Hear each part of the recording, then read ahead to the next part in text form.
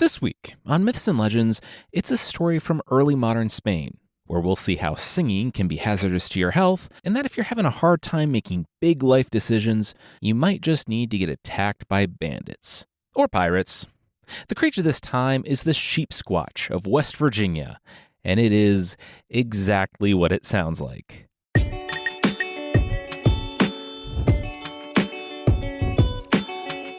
This is Myths and Legends, episode 433, Doña of the Dead.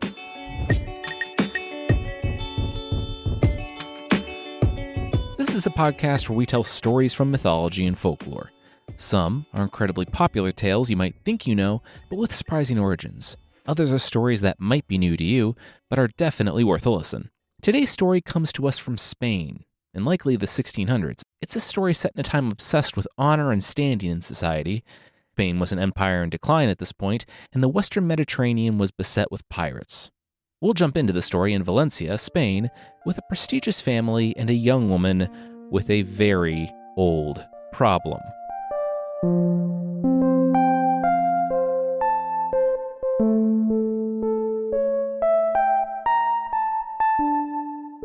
So, your mother and I have been thinking, you're like 16.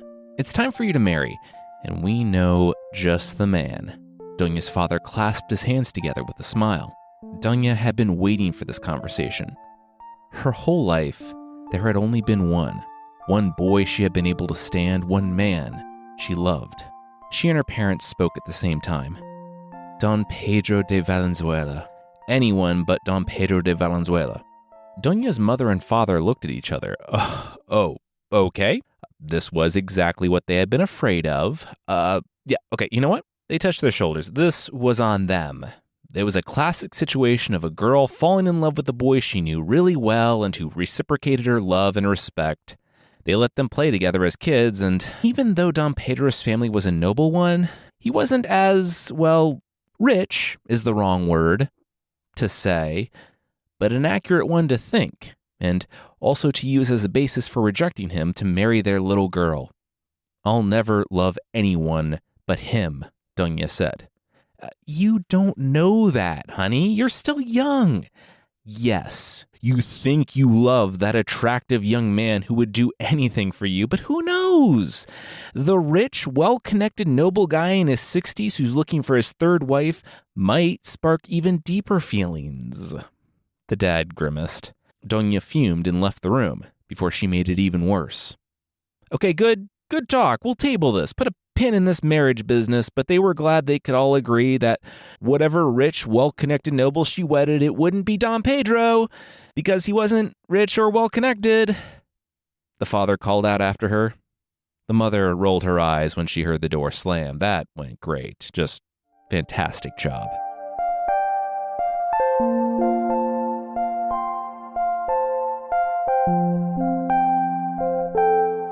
Doña didn't leave her room the rest of the day, skipping dinner and waiting until the sunset. Every night, Pedro came to her window after her parents were asleep, and he would sing for her. It started a few months back. One night, her childhood friend just started singing, putting words to what had gone unspoken for so long.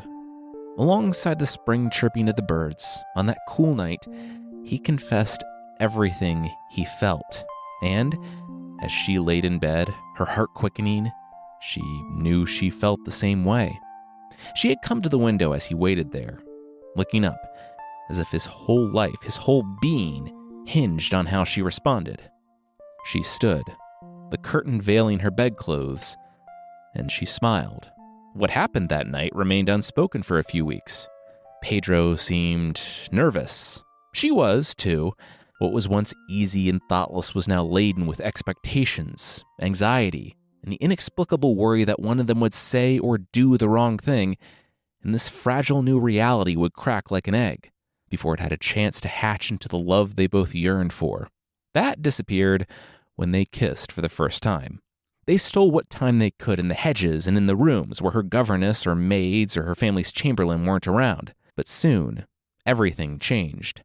The notion of inevitability gave way to carelessness. Doña didn't know whether it was a thoughtless mention or an enterprising maid, but soon, What was merely whispered between bemused staff was spoken aloud to her parents. They didn't know about the visits, about how the two young people had plans, and that they would be together even if it was forbidden. His voice drifted softly on the night air that night, and she smiled. She knew that, no matter what, they had each other. Doña rose toward the end of the song, and her bare feet found the path over to the window. Even just seeing his face would set everything right. Drawing the curtain back, her heart was at ease when he warmed at the recognition of her eyes, sparkling there in the moonlight. "Doña, my love," Pedro called out in a whisper. Then he grew serious. "Doña?" Up at the window, Doña saw something that Pedro didn't. Two figures, cloaked, with masks drawn up to their eyes, materialized behind him. "Pedro!" she yelled, but it was too late. One man's hand found Pedro's mouth. A dagger flashed in the moonlight. Droplets scattered on the ground before the torrent as the man plunged the knife again and again into Pedro's stomach. Doña screamed as Pedro dropped, the brigand leaving the knife in the heart. They went through his coat as Doña spun. By the time she made it downstairs and across the garden, the cloaks had long since melded back into the shadows, and Pedro lay alone, his breathing relaxed at the sight of her face. Doña's tears mingled with the blood on the edges of his mouth as it curled into its final smile.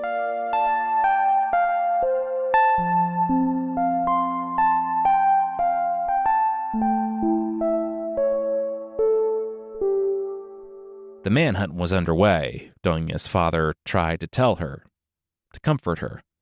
To her eyes, though, he could hardly hide his elation that the problem of the previous day had been dispatched in the night by what seemed to be two common thieves. Manhunt was a strong word. It was obligatory that the governor would demand justice for this family of lesser nobility, but Pedro's remaining relation, an elderly uncle, didn't have the power or sway necessary to compel any posse to confront the two armed assailants, or the cash on hand to reward them if they did.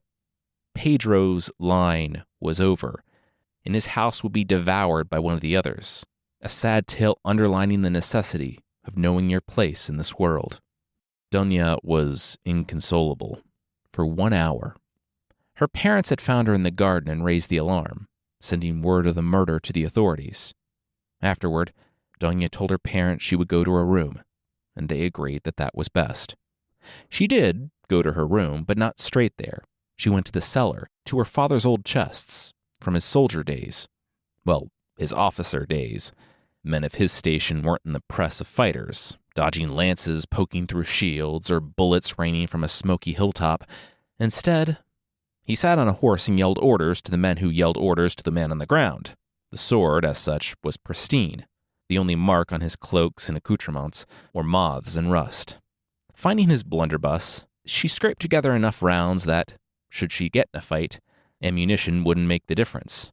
Grabbing a cap from the closet, she made her way back to her room. The servants were at the windows downstairs on the other side of the house. The servants were at the windows, gawking at the beautiful, dead boy out on the lawn. So it had been easy enough to get back without anyone seeing. There was a knock on her door about an hour later. Doña said that she wanted to be alone. Her father understood. He was sorry. He knew she loved that boy, and this was terrible. The father said he hadn't hidden his disdain for the young man's lack of position, but no one would ever want something like this. Giving a short and solemn, "Okay," Doña listened as her father stood there for a few moments longer, before walking away. The day passed, and the bells eventually called the servants to prepare for dinner. It was thanks to that call that they missed Doña's hair, fluttering down and finding the bushes below. Standing in front of her mirror, in her father's cloak, cap, trousers, and shirt, she didn't even recognize herself. The dark and their shrouds had shrouded the murderers. But if they were careful, and the fact that they had watched Don Pedro, knowing that he came to this house in the night, told her that they were, the murderers would not try the port. A boat was a prison if they were recognized. No, the mountain pass was the only way out. They would wait in the town until dark, and then they would leave, with Doña close behind. When Doña stole out the back door that night, after her parents had retired early on account of having almost been up 24 hours, she didn't look back at her room or even her home, but to the grass that was still flecked with Don Pedro's blood. The grass was a dot on a line of infinite numbers. It drank the blood of countless young men who had come before and who would follow after. To the world, Don Pedro was nothing special. He would be forgotten, but not for Doña. No matter what, she would not forget. To the world he had been nothing, but to her, everything. The mountain pass beckoned from the road before her.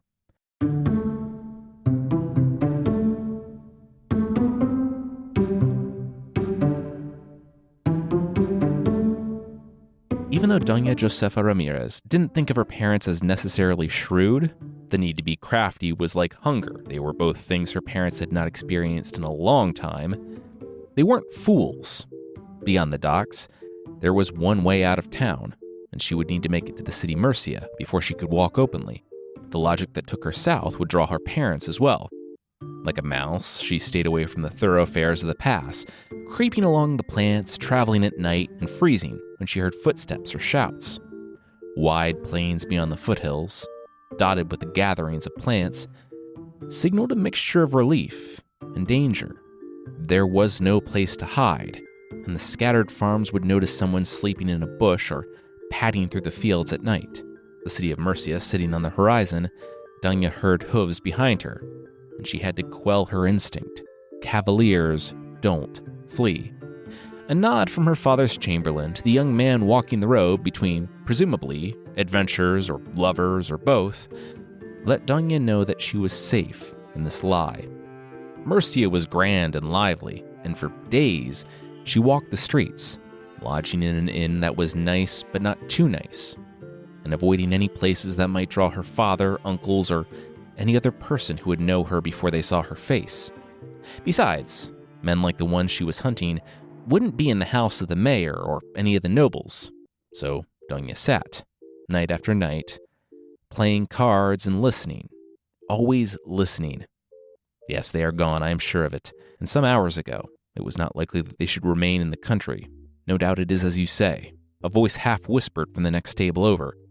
One night, nearly a week after she walked into town, Doña threw down the cards, selling her exit with a pile of coins on a hand full of nothing, and excused herself. "Excuse me," Doña took a seat without waiting for the men to invite her, and set down her bet.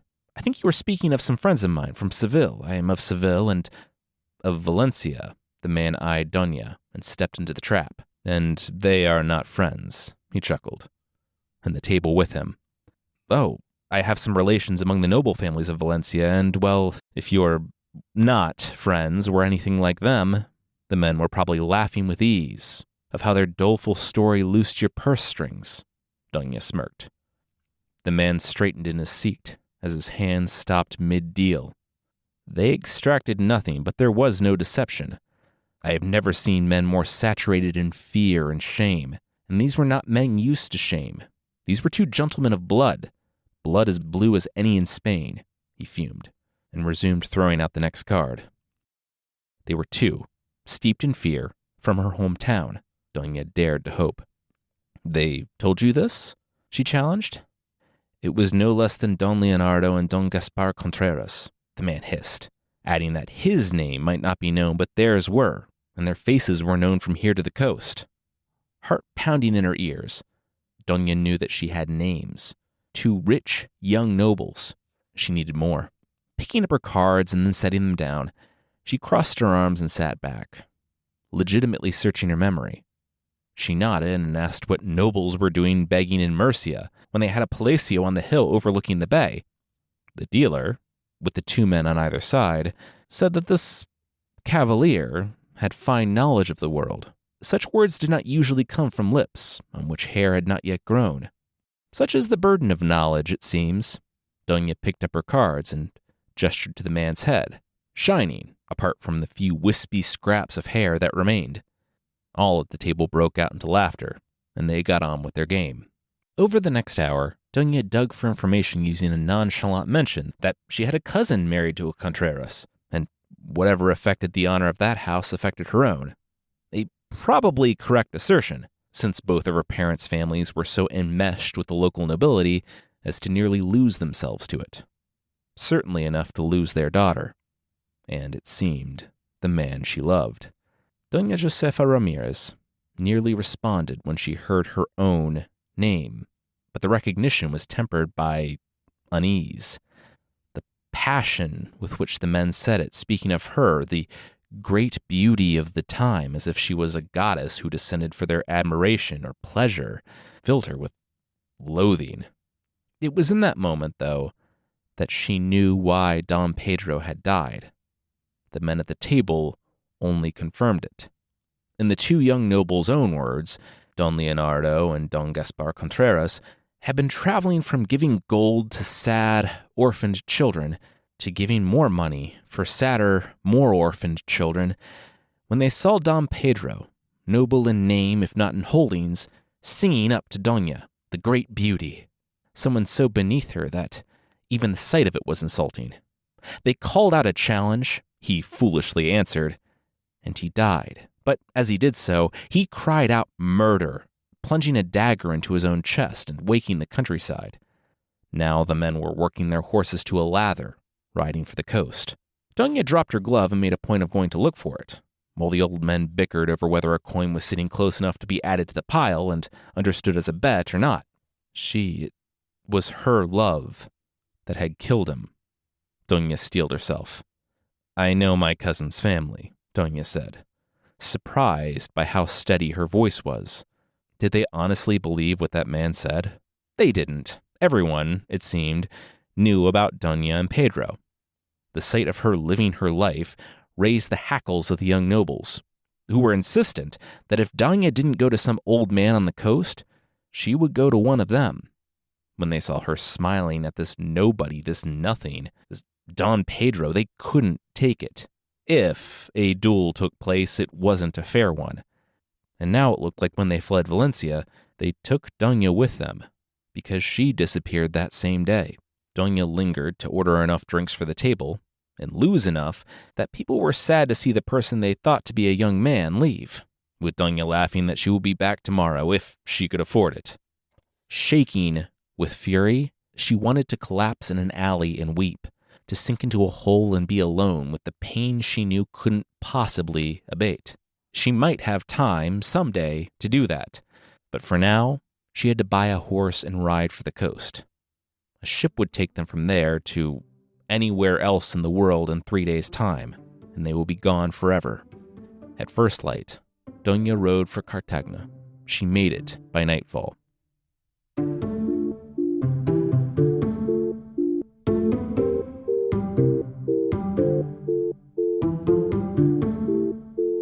We'll see what Doña finds in the city, but that will be right after this. There are too many cryptids that mess with sleep.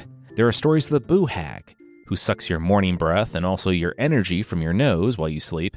There's the alp, a little hairy dude that sits on your chest and causes discomfort and bad dreams. If you are having trouble sleeping, it could be one of dozens of monsters messing with you in the night, but it's probably your mattress, let's be real.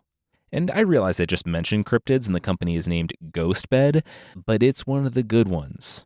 And their built-in cooling features feel magical if, like me, you're a hot sleeper. You can feel the quality when it comes to Ghost Bed. We've loved everything we've gotten from them, and they stand behind their expertise. They have a 20-plus year warranty and a 101-night at-home sleep trial, and they might actually be magical because even with the quality and the options they have, they're still 50% less than comparable brands. Really, you can go look it up. You can get the same type of mattress, great quality, but much less. And if you don't know what mattress is right for you, you can take their online mattress quiz to help you figure it out. It's just a few questions, it's super fast. Right now, as a Myths and Legends listener, you can take an extra 10% off your order. Just go to ghostbed.com/legends and use promo code LEGENDS at checkout. That's ghostbed.com/legends, promo code LEGENDS for an extra 10% off site-wide. Upgrade your sleep with Ghostbed, the makers of the coolest beds in the world. Some exclusions apply. See site for details.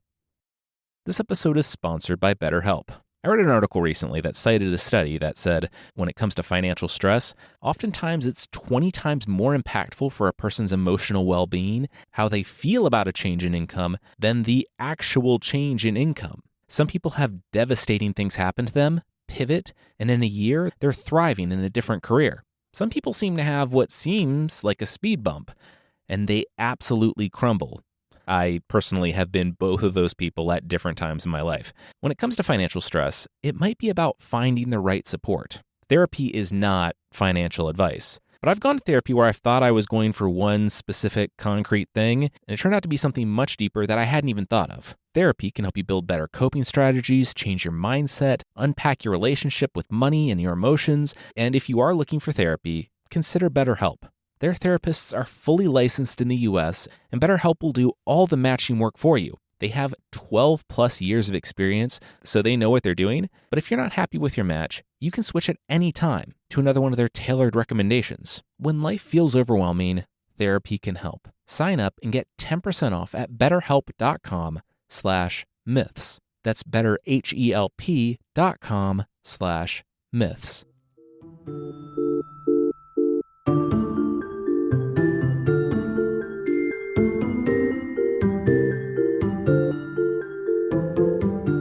Sometimes you have to comb the city and listen to 5 different card games at once for a scrap of information.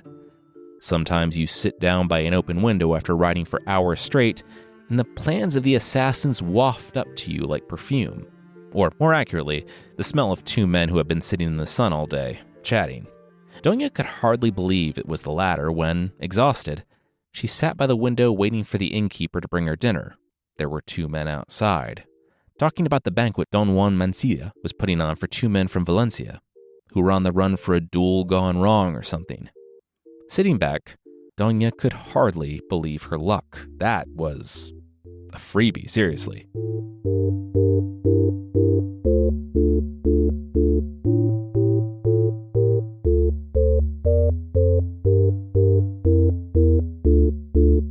Don Juan Mancilla's mansion stood overlooking the city, so it was not difficult to find. Entry was impossible, but it didn't matter. Getting into the party was not the objective. She was only interested in what was coming out of it. Before she left her home, Doña went to Pedro's body, wrapped downstairs. Her love didn't even have someone standing watch. Having no time, she sliced a bit of hair from his head, and it remained with her. Now, here in a poplar grove that stretched up to the manor, Doña sat with it, almost in prayer, as if it was a holy relic.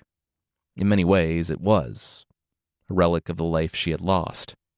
When the 2 men, Dons Gaspar Contreras and Leonardo, emerged, laughing on the path down to the docks, she stood in front of them. "Don Leonardo, and you, Don Gaspar Contreras," she called out, a hood and cloak on a path in front of them. "Do you know who I am?" Gaspar Contreras shoulder-checked her, but Don Leonardo was more polite. "Another time, friend. We are pressed and have to join our ship." He waved her off.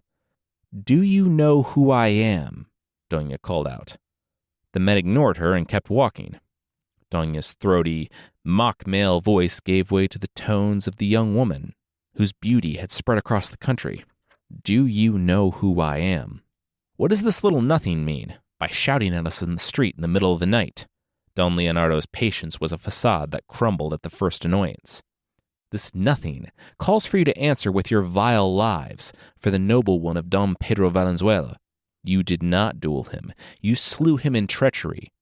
My sword is the sword of justice. I will give you the chance to defend yourselves, one that you never gave him." Doña drew her sword. "We don't know who you are or what you're talking about." Don Gaspar Contreras put a hand on Leonardo's sword arm, as the man had already drawn. "You were so in love with me. You murdered a man. Yet you can't even recognize my voice?" Doña sighed. "I am Doña Josefa Ramirez y Marmolejo." "Doña?" Leonardo said, his voice breaking into a laugh. Studying her face in the moonlight, it was her. Striding over, he bit his lip and looked her up and down. She looked good, even in this, he had to say. Leonardo said he would help her get over that nobody Pedro. And when it came to this duel, he would be gentle in his way. She shouldn't expect her womanhood to be a shield, though, not in this. Doña thrust her rapier in his chest. Blood bloomed on both sides of his coat. I don't, Doña said. Leonardo was dead in seconds. Doña let him slide from her sword.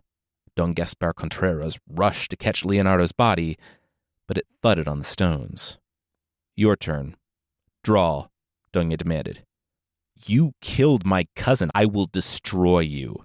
Gaspar Contreras' hand trembled as he drew his sword. You already did, Doña said, completely without emotion, sidestepping his wild slash. Doña drove her sword into his abdomen. It wasn't as clean or as quick as the first one. His screams ricocheted across the poplars and the manor walls until the gurgles of blood stopped them. He died in agony. Doña sheathed their sword and looked down at the men. They were both dead in the middle of the path. Shouts came up from the party on the hill, having heard the guests of honor screaming as they died in the street. Staring at the corpses, trying to take it all in, Doña didn't feel like Pedro had been avenged. The boy she loved was still gone, and he would be gone forever, no matter what she did. Doña stood rooted, trying to feel anything as the city closed in on her.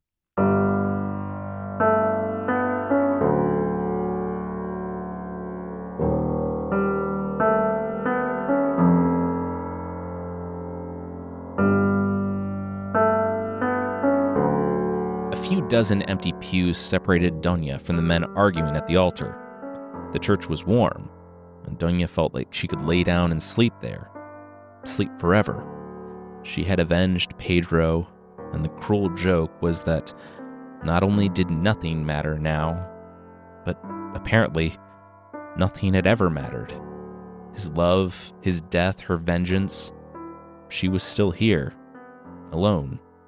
You're lucky to be here, the old man breathed. He's going to let you stay in the sanctuary. The old man had gotten to her first, as she stood over the bodies of the assassins. Fixated on her cloak, her father's cloak, he pulled her away and through a labyrinth of alleys until they arrived at a church. I didn't ask for your help, or his, Doña said, staring forward. Then don't wear the crest. We won't let one of our own go to trial. Some things are bigger than you, the man said. She looked down. Some coat of arms her father had worn. Part of some order. They weren't helping her. They didn't care about Pedro or justice. They were just protecting themselves. There's an infirmary upstairs. You can't sleep here, the old man called out at her as she fell asleep there.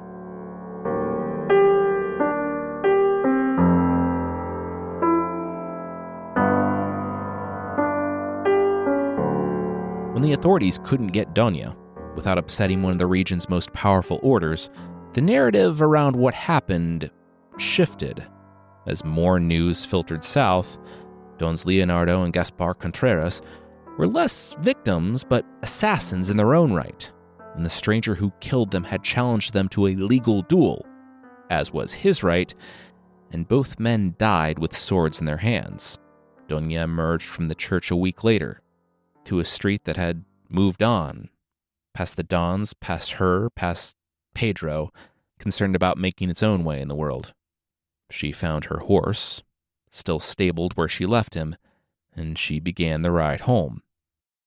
Having never traveled much beyond her home city, Doña didn't know whether 2 fights for your life were too many for a trip, not enough, or just the right amount. She was, it seems, getting the hang of it, too. A combination of surprise and underestimating had led to her victory against the assassins. Now, being surrounded by bandits on a mountain pass on the way home, she had no such luck. They didn't know she was a woman, and it wouldn't introduce a gap in their armor like it had with the others. 4 men, 3 up front and 1 behind, stepped, it seemed, from a sheer rock wall, while her horse picked his way across the narrowest part of the pass. Money and weapons. Horse, too. We'll let you walk down. Hesitate, and we'll still take your things, but you'll take the faster way down." The man looked over the edge. "Try anything, and we'll make sure you live long enough to regret it. There are more of us in the path ahead." The man, sword drawn and flanked by 2 others just like him, said as he stepped from the curve in the path ahead. It wasn't that she had just bested men with triple the training of these bandits in a duel. It wasn't that if she took her hat off they might recognize her real gender and things would be infinitely worse. It wasn't that she wanted to preserve her father's weapons and armor and go home. It was that Doña just didn't care. With her hands up, Doña said she was going to draw her sword and set it down. She slid it from her scabbard. "No, he'll take it." The bandit motioned to the man inching up the path behind her. "Yeah, he will," Doña said, flipping the sword in her hand and stabbing backward with all of her strength. The smothered gasp of the sword piercing his lungs and, hopefully more, puffed behind her. But Doña's victory was short-lived. Stuck in the brigand, the handle of her sword jerked beyond her grasp. Worse, she half-spun in the saddle, just in time to see him topple over the edge of the cliff, taking her sword with him. "Get the horse's bridle," she heard the lead man spit, as the 2 in front of him, who just saw their friend die in 2 terrible ways, hesitated for a moment. Doña knew that there was a reason she kept the blunderbuss loaded and strung across her back. If the 2 had moved, they might have saved the 3rd, but while they caught the blow in the chest, they were dominoes that toppled themselves and their leader over the edge of the cliff. As quickly as they had appeared, Doña was alone. Hands shaking, she thought about it. She had been lucky, incredibly lucky. She was now without a sword, and these guns took like 20 minutes to reload. Even if the bandits had been lying about their compatriots down the path, someone would have likely heard the shot, and she had just killed 4 people. Though heartbroken and lost, she wasn't going to go headlong into a bandit camp, and she wouldn't last long in a prison. Stripped of her cloaks and clothes. As she rode back toward the previous town, though, she thought about what she was doing. Why? Why was she going home anyway? Pedro wasn't there. In fact, going home would remind her of him at every turn. And an old man in the capital was waiting to marry her. And her parents would let her mourn, sure, but soon, life would return to normal for everyone. Everyone except her. At the next opportunity, she turned from the path that she was on and went north to Barcelona. From there, she would find out if there was really more to life than anguish and death, and the place to begin her search would be on a boat to Rome.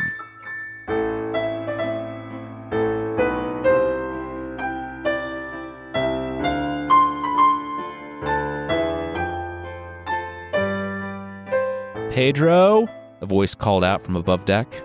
Pedro, aka Doña, called back that she would be right there. Rope that would have torn her fingers and palms months ago now held firm to calluses. Doña tightened the rope around the vessels, full of oil or wine, and finished belaying the line on the other side. She walked the length of the ship to go speak to the captain, or rather, Pedro did. It was a name she felt like she had a right to, and it helped. And by being Pedro, she could give him the life that he never had. It spurred her to be the best version of herself, because it wasn't her name, it was his legacy that he would never get to leave. Doña must have been below deck longer than she thought, because she couldn't help but close her eyes and throw up a hand, for good measure, when she emerged into the Mediterranean sun. The barrel of the pistol sent a chill down her back before she managed to withstand the light. "Hey, Pedro," her captain chimed. "What is going on?" Doña managed to blink, but no more. The captain explained that he had a good news, bad news situation here. Bad news, they had been boarded by pirates and would now be sold into slavery. Whoops. A shout in a language Doña didn't understand silenced the captain. But the captain said he was getting to it, please. Opening her eyes fully, Doña saw the half-dozen men in her crew standing frozen by swords and guns. Since you're the only one who knows the manifest, they're going to take you with them to barter. We will be sold, the captain said. No, I don't know that, Doña started, but her captain cut her off. You are a very intelligent, very modest young person, he said with a knowing nod. Doña stood rooted. Oh, yes, he sighed. They would all be searched and sold. But he told the pirates that the only way to get an exact accounting for everything on the ship was Pedro. Pedro could and would help them, right? Doña allowed herself a nod. Good, the captain sighed. Pedro shouldn't worry about them. Nothing they hadn't been through before. Well, except for the guys who very clearly peed their pants just now. They'd live, though. How did Pedro think he knew the language? Also, I told him that you were smart, so you're going to want to learn the language, too, like really fast, the captain told Doña, while the pirate looped ropes around his wrists. Whatever you're running from, you're about to get a lot farther than you ever thought you would.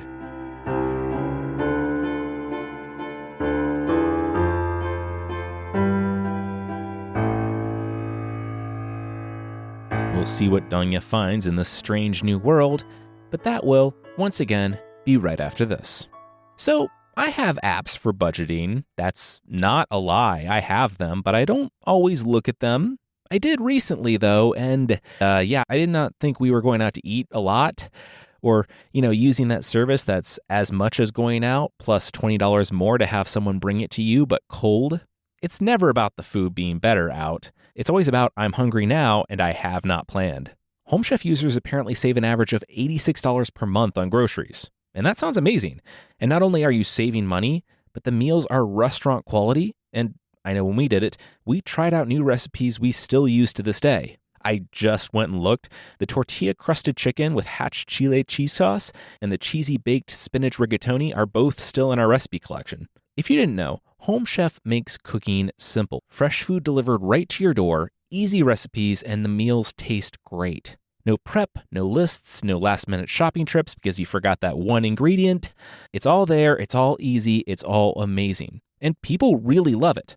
Home Chef is rated #1 by users of other meal kits for quality, convenience, value, taste, and recipe ease. For a limited time, Home Chef is offering my listeners 50% off and free shipping for your first box, plus free dessert for life. Go to homechef.com/legends. That's homechef.com/legends for 50% off your first box and free dessert for life. homechef.com/legends. Must be an active subscriber to receive free dessert. It's funny because the copy for Mint Mobile this week is that Mint exists to fix the idea that wireless is expensive because that's how it's always been.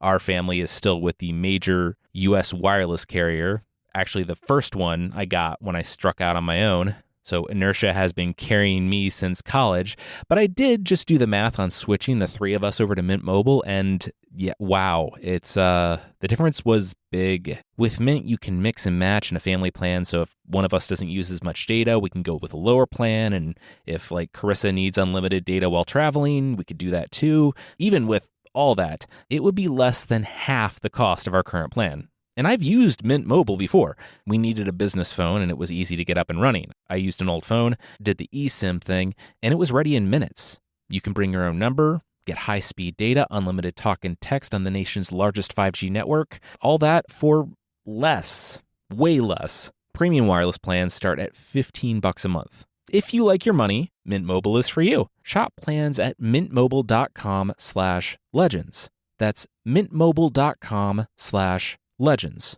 Upfront payment of $45 for 3-month 5GB plan required, equivalent to $15 per month. New customer offer for first 3 months only, then full price plan options available. Taxes and fees extra. See Mint Mobile for details.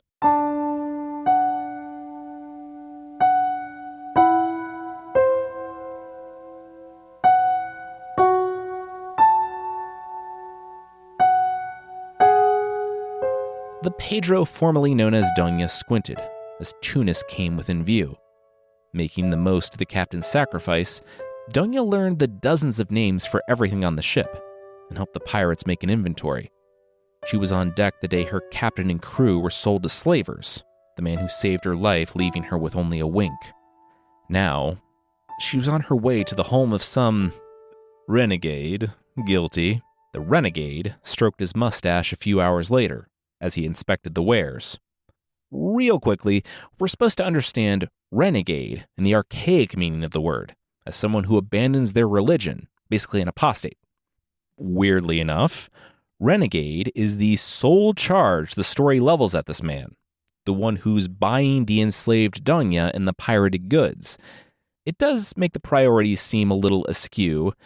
I mean, at the very least, don't make renegade sound so cool if it's somehow the worst thing this guy is doing. He's not named, so we'll call him Ren. And Ren was like Han Solo or Lando. He was a scamp with a heart of gold, except for, the slavery part. Ren saw something in Doña, aka Pedro, a principled, moral, kind person. He housed Pedro with his household, and the first day of work for Doña was learning Arabic in earnest. In months, Doña knew enough to be a steward over Ren's house, and she was happy.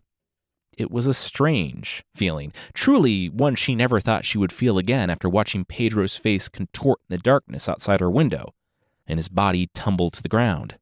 That memory, of course, didn't fade with time, but it dulled. The bitterness was replaced by the sweetness of having people accept her for her. Well, not for her as a person, and having a job and doing it well, and being able to pull Ren away from buying enslaved people and stolen goods. For the first time since Pedro, Doña even had friends, like the young maidservant who tidied up and cleaned things around the house. Doña would share a joke or an observation, and the pair would talk and laugh all day. It's like how she remembered things from when she was young, with the other girls, before everyone hit a certain age, and conversation became competition, and the idea of love became a land grab for all the girls who absorbed their parents' values and goals without resistance. Then, the hand. Pedro, or Doña, was sitting at the desk, working on Ren's books.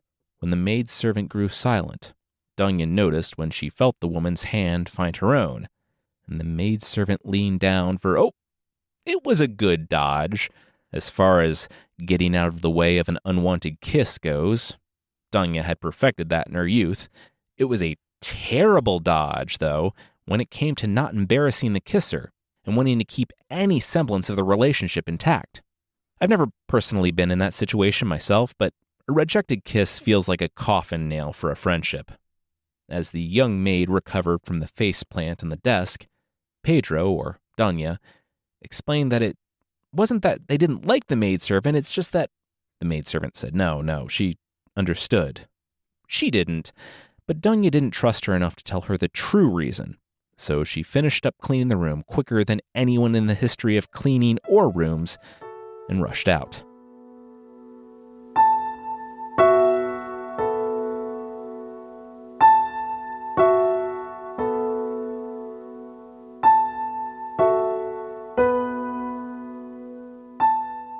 Ren was so disappointed that he couldn't even face Pedro, that Pedro would take his kindness and then abuse his position and authority to demand those sorts of things from his staff.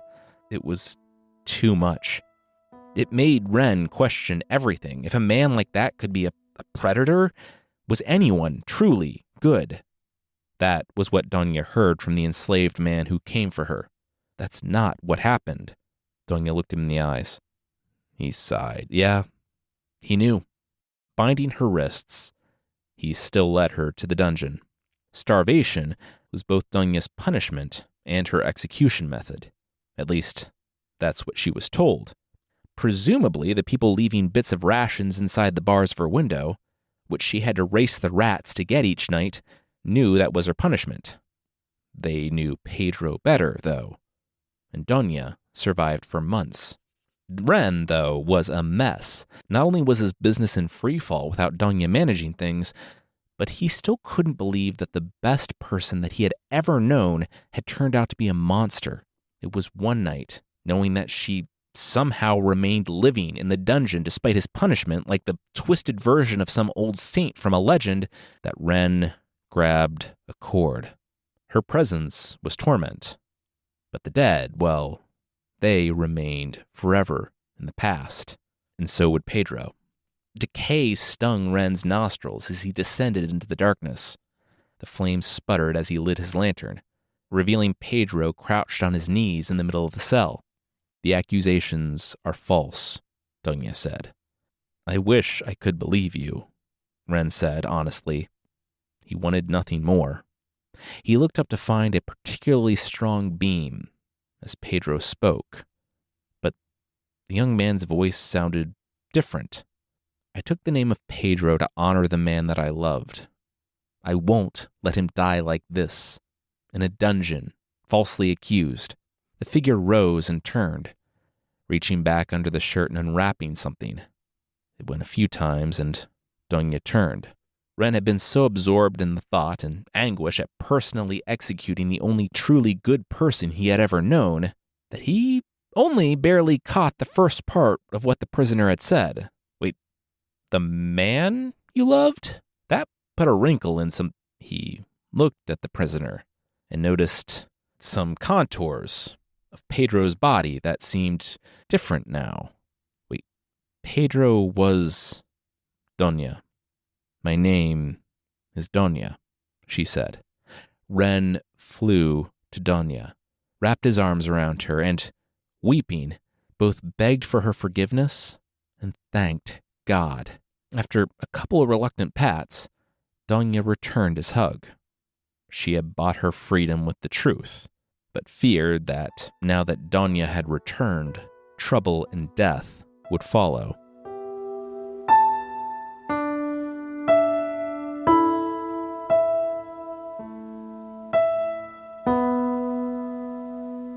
Doña was wrong. For as weirdly thirsty as all the other men in Doña's life were, things between her and Ren were wonderful. Doña was his friend and confidant, and he seemed renewed by the idea that yes, Doña was everything he hoped. It's like when the comic XKCD posted about Mr. Rogers getting in a fight with his wife on a hot mic in 1981, and the revealing audio being them talking through their disagreement and reaffirming just how special they felt the other person to be. The joke that I'm totally ruining was that you peel away the layers to this man who advocated patience and decency, and you find patience and decency. Doña was the only person Ren could talk to about his feelings about religion. Tunis was majority Muslim and ruled by the Ottoman Empire, and religion wasn't really a topic he could broach with any friends. Also, it made the stuff with the maidservant even more of an issue, because an interfaith relationship, especially between a Muslim maidservant and a European Christian Pedro, would not have been allowed, and probably would have drawn unwanted attention to Ren. Unfortunately, we are not told why Ren initially abandoned his faith. Not to get too into the weeds here, but if a Christian, quote, turned renegade, converted, and moved to Muslim lands, they probably wouldn't be under the same legal restrictions as people who were professed Christians living in Muslim lands, who could live, but they were very much second-class citizens, where they had to live in certain parts of the city, possibly wear certain clothes, their legal testimony wasn't worth as much, they had fewer protections, and they had to demonstrate pretty frequently that they were not equal to the Muslim population in the city. This protected but secondary legal status sounds bad until you look at the treatment of Muslims in Europe during the same time, and then it sounds amazing. It's even possible that Ren wasn't some adventurer who went to those lands seeking riches, but could have been someone who just converted to escape enslavement. Regardless, here, talking through things with Doña, and inspired by her example and forgiveness, Ren realized that he wanted to live up to that ideal. Doña was the only person who knew Ren's plans, maybe because she was his only true friend. Also mainly because, according to the law, he could technically be executed for apostasy if anyone knew he was going back. So, one morning, the household awoke to empty halls and an even emptier vault. Ren and Doña had sailed away in the night.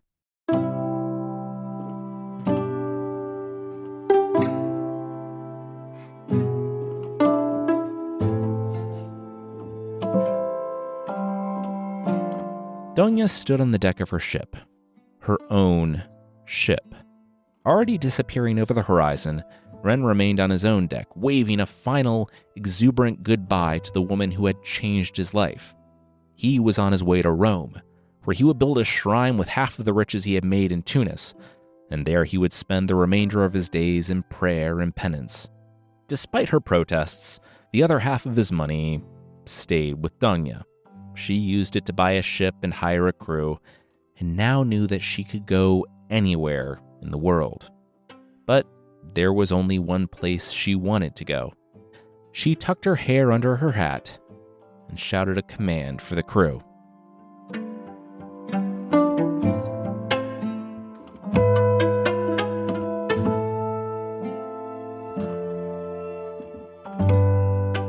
Weathered beyond their age, the couple crouched at the grave.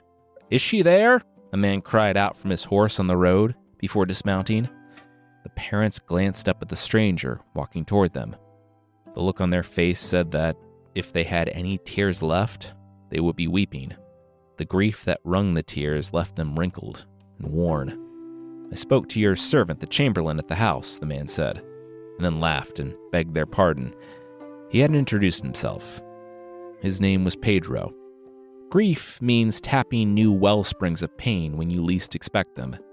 That name, the boy, everything that seemed like it mattered back then, if they could only take it back. "It's been years since you've seen her, I heard," Pedro asked, handing Don Juan Ramirez the handkerchief. "We don't know where she is," Mrs. Ramirez said. Under the headstone that read Doña Josefa Ramirez, there was only dirt. "I know where she is." The man crouched. The parents looked at him in disbelief. "I know what happened to her." Their eyes begged to know more, while their mouths didn't dare ask. While it was still unknown, there was still hope. They feared the anguish of certainty. "She, your daughter, she traveled the world. She faced bandits and pirates. She was enslaved and imprisoned. She avenged her dear Pedro, though it changed nothing about the worst thing that ever happened to her. At the end of it, rich and free, she knew that she could go anywhere and do anything. But she wouldn't die in peace. She didn't want to leave the people she loved in pain. I didn't want to leave you in pain," Pedro said. Taking off the hat and letting her hair fall, Doña revealed herself. She broke into tears first, and her parents caught up with her as, shaking themselves from their disbelief, they staggered to her arms.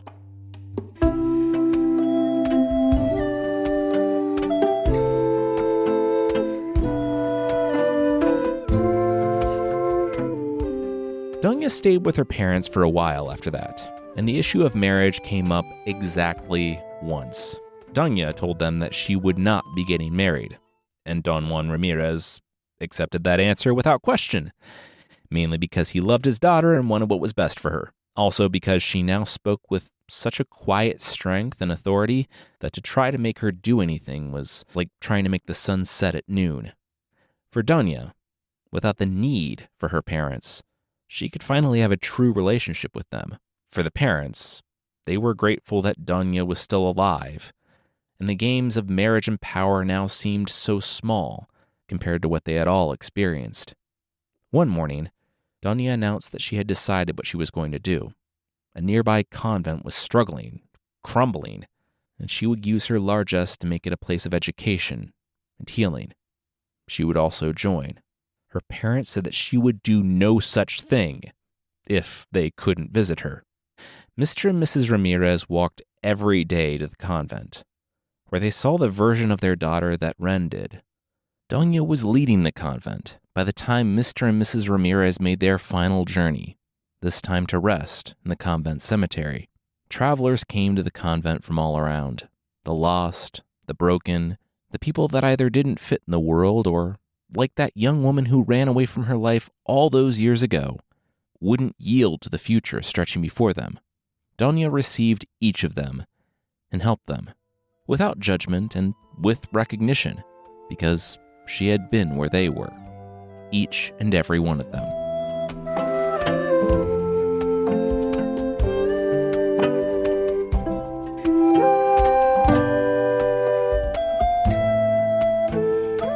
Another long one, sorry, I can't seem to write short episodes now, and also this was an earnest one. Sorry for everybody who likes the snarky bits. But there's a lot going on in the story. I really like how it tends toward a tight structure, up to the revenge that's in the dead center of the tale. Like Doña, we're working through the clues and the story has purpose and deftly moves from one thing to another. And then she does the thing she sets out to do. She killed the bad guys in the middle of the story. Like Doña's purpose, the story unravels, but it's a good unraveling. It's mimetic. It reflects the emotional state of what I imagined Doña to be going through. Even in the guise of Pedro, Doña can't assert the same control over her life because she has no purpose. She is adrift in her own story, and the things, getting waylaid by bandits, kidnapped by pirates, and thrown into a dungeon, just happen to her. After the sword, she loses her name, her freedom, her nationality, everything except her life.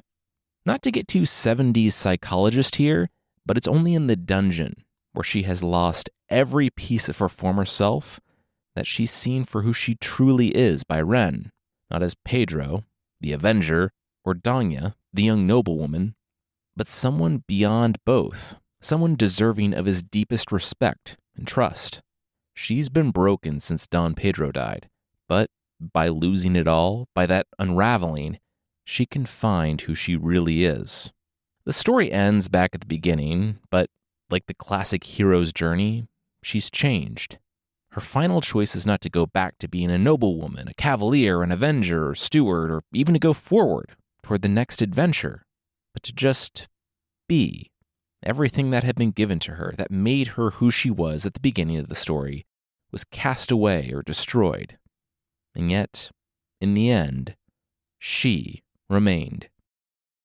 Next time on the show, we do get back to a lighter, still earnest, but, myths and legends earnest. When we're back in Norse myth, Odin has a big problem in Valhalla, and only the most famous smart person on Earth, or the smartest famous person, depending on who you ask, can help him. If you didn't know, Myths and Legends has a book coming out. Well, 3 of them. It's a whole trilogy, but the first is available for pre-order now. It's a comprehensive telling of the King Arthur legend written by Carissa, and it takes what you love about the podcast, taking older stories, breathing life into them, and exploring how the characters grow and change, and it expands that into this epic, sprawling tale that, I know I've said it over and over again, if you like the podcast, you will love this book. And even more so, because Carissa and I will both be doing the audiobook. The hardcover version, the audiobook, and the ebook are all available for pre-order now, and it is truly a massive help to us to pre-order. There's a link in the show note to all the places you can buy it. Thank you so much.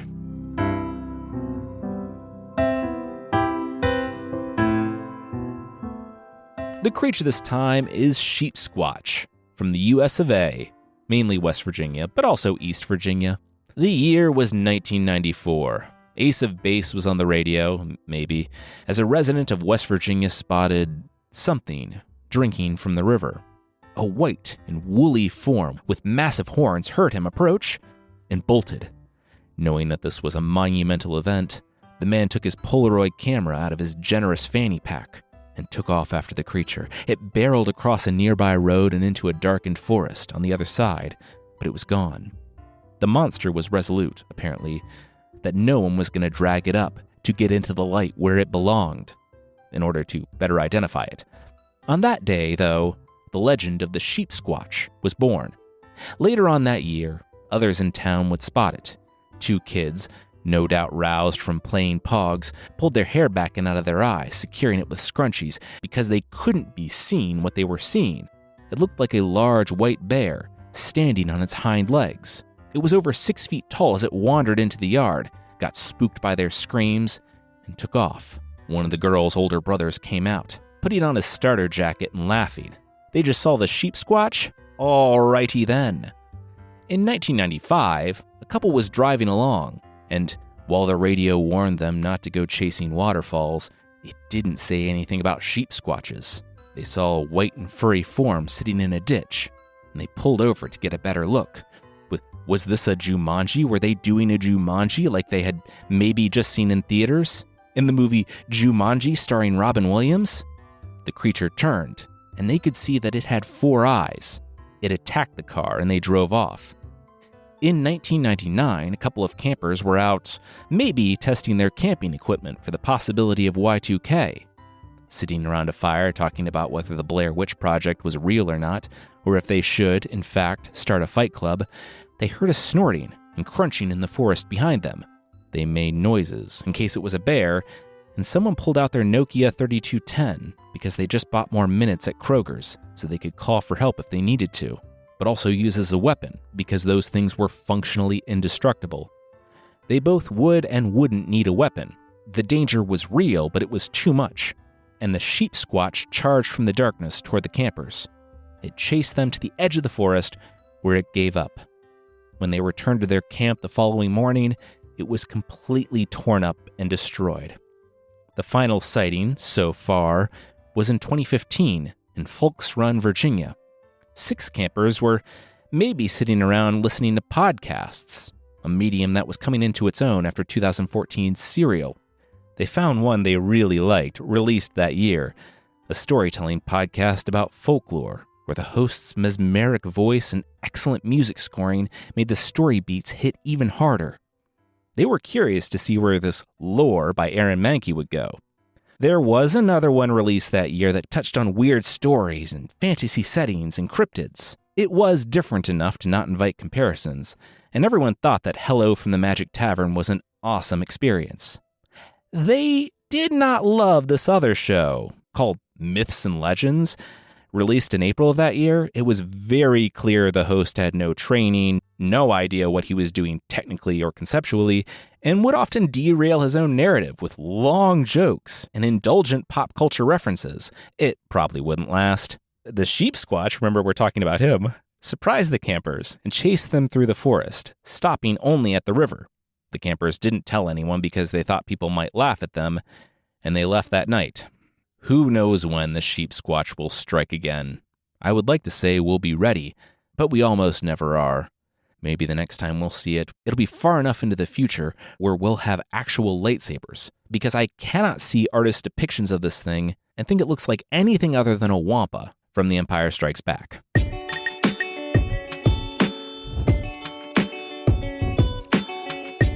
That's it for this time. Myths and Legends is by Jason and Carissa Weiser. Our theme song is by Broke for Free, and the Creature of the Week music is by Steve Combs. There are links to even more of the music we used in the show notes. Thank you so much for listening, and for putting up with my ridiculous pop culture references and long digressions. And we'll see you next time.